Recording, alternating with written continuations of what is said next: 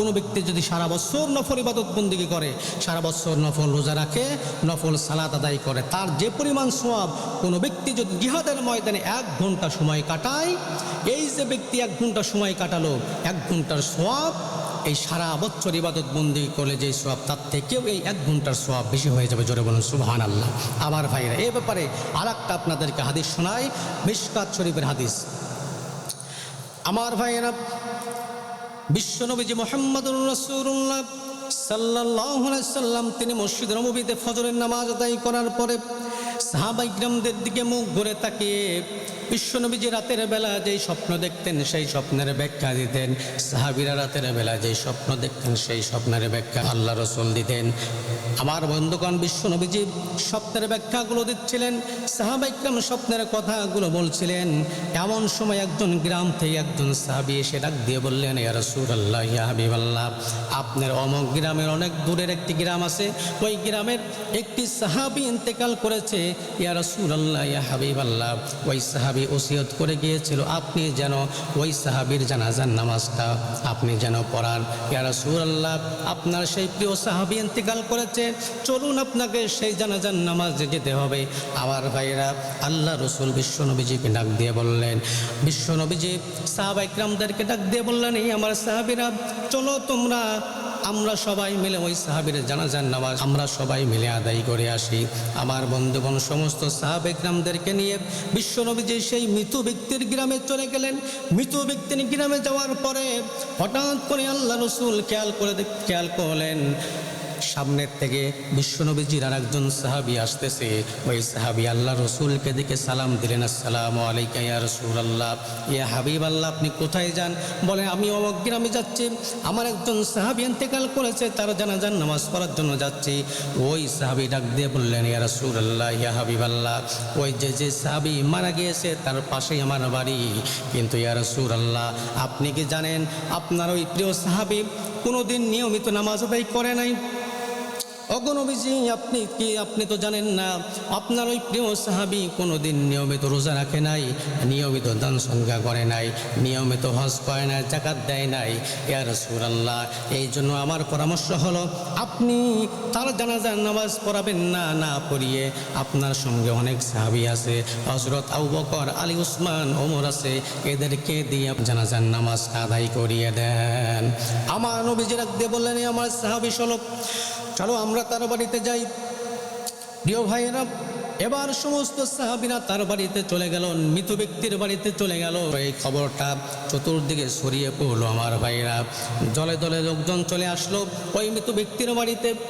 এবার আল্লাহ রাসূল ডাক দিয়ে বললেন, এই আমার সাহাবীরা, মৃত ব্যক্তি যে আমার সাহাবী মারা গিয়েছে, এই সাহাবীর কোনো ভালো আমলের কথা কি তোমরা কেউ বলতে পারো নাকি? আমার ভাইরা সবাই চুপ হয়ে গেল, কেউ আর বলতে পারে না এই সাহাবী কি এমন ভালো কাজ করেছে, ভালো কাজের কথা আর কেউ বলতে পারে না।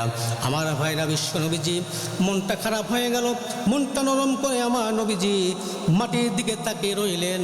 কিন্তু পিছন থেকে একজন সাহাবী দাঁড়িয়ে গেল, ইয়া রাসূলুল্লাহ, ইয়া হাবিবাল্লাহ, অবশ্যই আমি এই মৃত ব্যক্তির পক্ষে একটা ভালো কাজের সাক্ষী দিতে পারি। আল্লাহ রাসূল আশ্চর্য হয়ে গেলেন।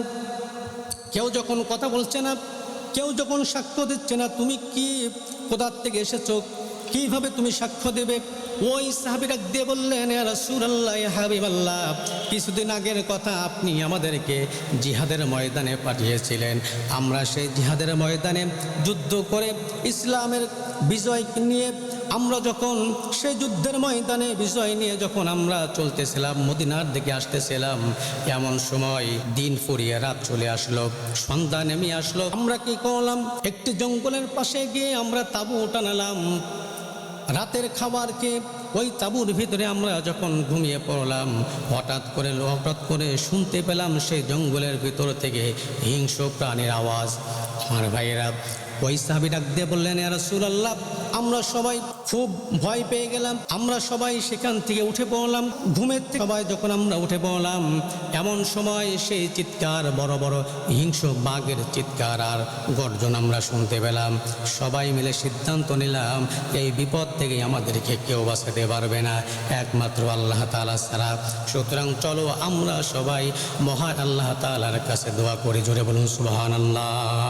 ইয়া রাসূলুল্লাহ, আমরা সবাই মিলে সেই তাবুর সবাই মিলে আল্লাহ তাআলার কাছে দোয়া করলাম যে আল্লাহ এই বিপদ থেকে আমাদেরকে রক্ষা করো। এই দোয়া শেষ হতে না হতেই আপনার এই মৃত সাহাবী কোথা থেকে যেন আমাদের তাবুর ভিতরে চলে আসলো, ডাক দিয়ে বললেন যে তোমরা কারা? আমরা বললাম যে আল্লাহ রসুলের আমরা সাহাবী, জিহাদের ময়দানে গিয়েছিলাম, যুদ্ধ করে জিহাদ করে ফিরতেছিলাম, রাত হয়ে গেছে, এখানে তাবু গেড়েছি। এবার ওই সাহাবী ডাক দিয়ে বললেন যে শোনো, তোমরা যেই নবীর সাহাবী, আমিও নবীর হাতে হাত রেখে কালেমা পড়ে মুসলমান হয়েছে, সুতরাং তোমরা এখানে নিরাপদে থাকতে পারো, সমস্যা নাই। সারা রাত দাঁড়িয়ে দাঁড়িয়ে আমি পাহারা দেবো। জোরে বলেন আল্লাহু আকবার। ইয়া রাসূলুল্লাহ, ওই সাহাবীকে দেখেছি, আমরা ঘুমিয়েছিলাম, সারা রাত দাঁড়িয়ে দাঁড়িয়ে আমাদেরকে পাহারা দিয়েছে। আল্লাহ রসুল ডাক দিয়ে বলে, ইয়া আমার সাহাবীরা, অবশ্যই এই ব্যক্তি নামাজ কম পড়তে পারে, রোজা কম রাখতে পারে, মানুষকে দান খয়রাত কম দিতে পারে, কিন্তু আল্লাহ রসুলের সাহাবীরা জিহাদের ময়দানে গিয়েছিল। এই জিহাদের ময়দানে সাহাবী সাহাবায়ে কিরামদেরকে খেদমত করেছে, সারা রাত দাঁড়িয়ে দাঁড়িয়ে নামাজ, সারা রাত দাঁড়িয়ে দাঁড়িয়ে পাহারা দিয়েছে। এর কারণে আল্লাহ তাআলা তার জিন্দেগির গুনাহগুলো মাফ করে দিবেন। জোরে বলুন সুবহানাল্লাহ। প্রিয় ভাইরা, তাই বিশ্বনবীজি বলতেছিলেন যে সারা রাত দাঁড়িয়ে নফল নামাজ আর সারা বছর রোজা রাখা যেই পরিমাণ সওয়াব, জিহাদের ময়দানে এক ঘন্টা কাজ করলে জিহাদের ময়দানে এসে আল্লাহ রসুল বলেছেন এর থেকেও বেশি সওয়াব পাওয়া যায়। জোরে বলুন সুবহানাল্লাহ।